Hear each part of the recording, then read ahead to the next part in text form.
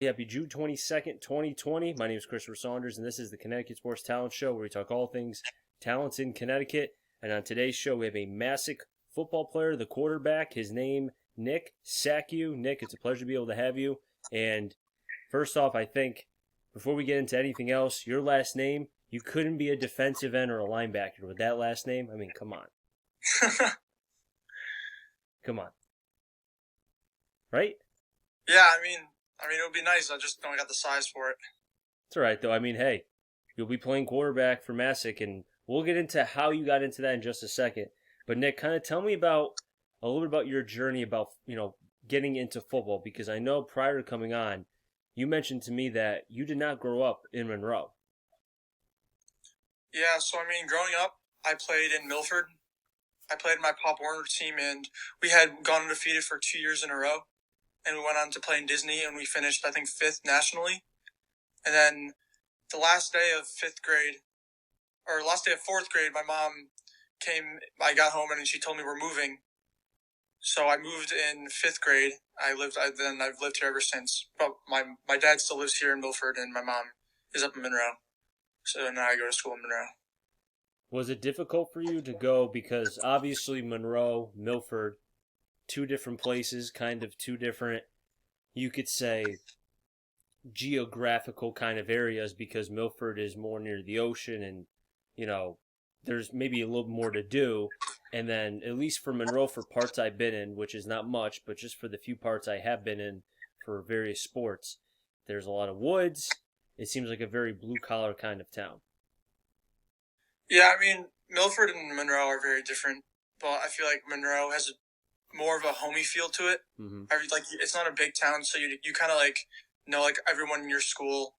Where Milford, it's you kind of whoever you grow up with, you may not go to high school with them, because then there's foreign, there's a bunch of different high schools in Milford. So Mm-hmm. Monroe is definitely in my opinion, it's a lot more homier feel and a better town than Milford.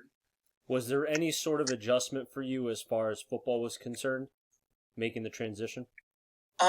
So when I was younger, I wasn't that great at football. It was always my brother that was a better player. Mm-hmm. So I think when 8th grade got around, when I played in Monroe, I think that's when I kind of took off. I got bigger and I got faster. So making the change from Milford to Monroe for football wise, it wasn't really that difficult. And you said from 8th grade and there on, you kind of in your words, you got better. What was it about you? Was it the physical aspect? Was it the mental aspect that started to grow?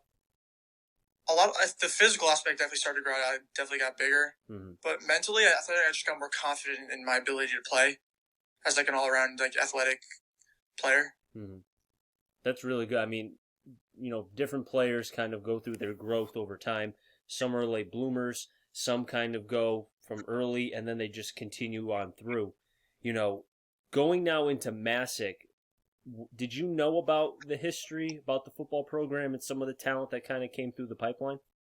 Yeah, so I knew a lot of guys loved Masuk, and we have a bunch of state championships. Mm-hmm. And when I got there, you kind of get to see the culture and how strong it is.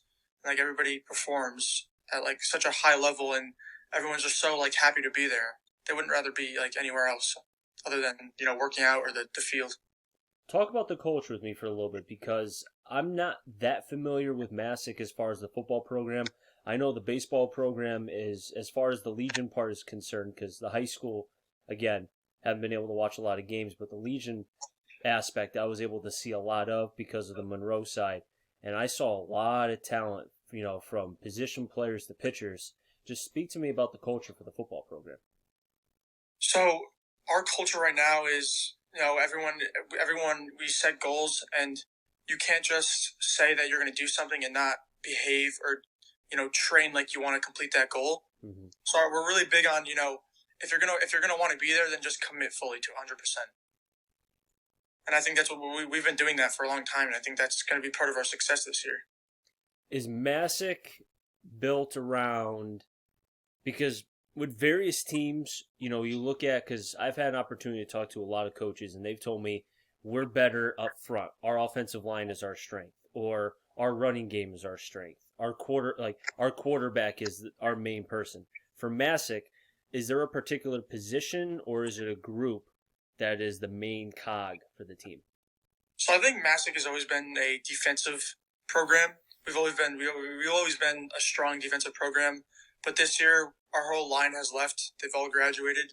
So it's going to be interesting to see how we do this year. But I think all around, our defense and offense and even special teams, we're going to have a really strong up front, and our skill players are great. So I think we're going to be really strong everywhere this year.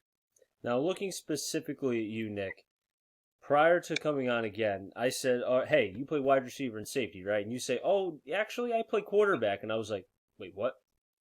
So tell me about how basically all that transpired, because I think it's an interesting story. Yeah, so freshman year, I didn't really expect to play much offense, but I did play. I did start a few games on defense as a free safety, and the next year we were set to get into the next season, and our quarterback had transferred, and Coach Joseph Lato, he took me in and he said, you're going to be the next quarterback, and then we ended up switching our offense too to option. Really? So he was trying to make it more compatible for you and not having to try to make, basically say we're sticking to this offense and you're going to like it. He tried to morph it around you. Yeah, so I feel like he did that because he didn't know if I could throw or not, but he knew I could run. An option is more of a running offense, and we have the running back for it. So, I mean, it was definitely the way to go, and it's really hard to guard as well. You mentioned the option. Are you talking about the triple option? Yep, triple option, yep. Now, and I'm a fan of the triple option, so anytime I hear the triple option, I get really giddy.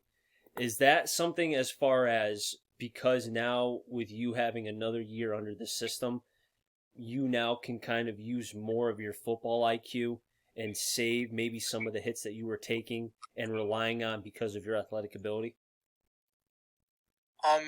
Definitely, yeah, because option is very hard. It's not an easy thing to run. No. Because if I mess up, the whole play is over. Yep. So I think it's just practice. Option is not like you can write it up on a board and you execute. It's just you have to rep it out as much as you can. And I think if we run it a lot, I think it'll be a good play.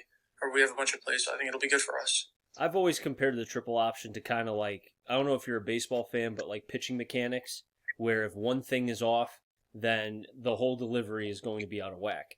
And I think for you specifically, and I think for the team, I've always felt like too that when you have a lot of guys returning as far as on from the offensive skill point for the triple option, it allows you guys to be able to get used to the rhythmic motions and the sets, because like you said, if you mess up or your buddy on the left side or the right side messes up, then the whole thing just collapses.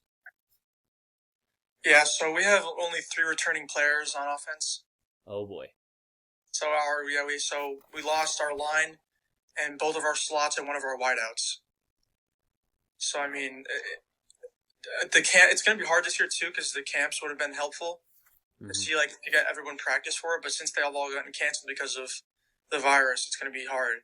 So we're just going to have to take it day by day and kind of we've been doing meetings and stuff like that, which definitely helps. I mean, at the end of the day, it's just are you ready for it? And if you're going to practice it, then commit to it and just take it from there.